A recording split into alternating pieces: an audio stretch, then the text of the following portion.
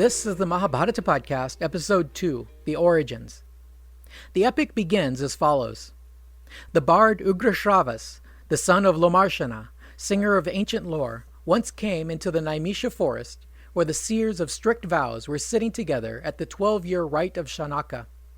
Courteously he bowed, and when the son of the bard reached the hermitage, all the hermits who lived in the Janamejaya forest crowded around him to hear tales of wonder. Thus opens the great book Mahabharata. In a sense, the entire narrative is a gigantic cycle.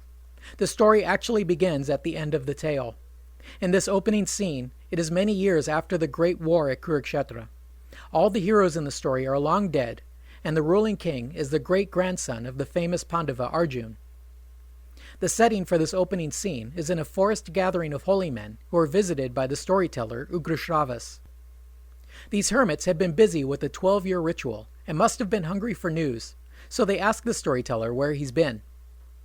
He replied that he came from a snake sacrifice being carried out by King Janamejaya, where he heard the tale of the Mahabharata. King Janamejaya is that very same great-grandson of one of the heroes of our story, Arjun. One of the reasons the Mahabharata is so long is that it's always concerned with the origins of things. So the beginning of the story is about the origin of the story itself. Since the story was created after the events actually happened, we must begin at the end of those events to see how the story was first told. We now know that Ugrasravas told it to the hermits in the Janamejaya forest, but we need to know more. Who composed it? When was it composed? How did it come to be recited at a snake sacrifice? Finally, why was the king having a snake sacrifice? Believe it or not, the story goes even deeper back into time and tells us about the snake's ancestors. Since this is mostly a list of genealogies, we'll leave that for the unabridged version. Suffice it to say that long after the Great War was over, Arjun's grandson, King Parikshit, was off hunting and encountered a holy man observing a vow of silence.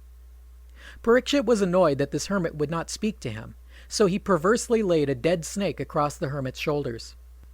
When the holy man's son found out about it, he cursed the king and told him that he would die of snakebite.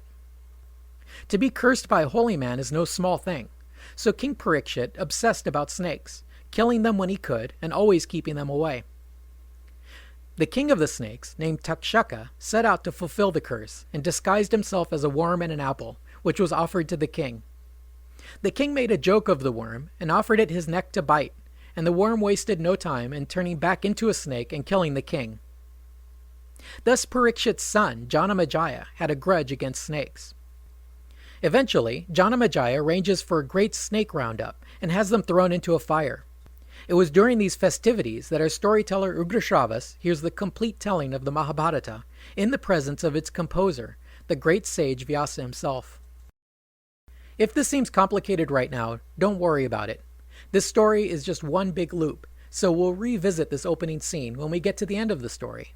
And by then, all of these characters will be like old friends. So we'll press on with the main story and get back to this in a couple of years, okay?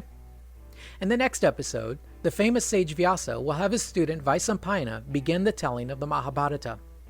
We'll see how Satyavati was born of a fish, and how Vyasa was conceived, born, and grew up in a single day on an island in the Yamuna River. Thanks for listening.